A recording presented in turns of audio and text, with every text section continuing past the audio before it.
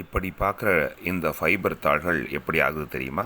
இதோ இந்த மாதிரி வண்ண வண்ண விளக்குகளாக மாறியிருக்கு.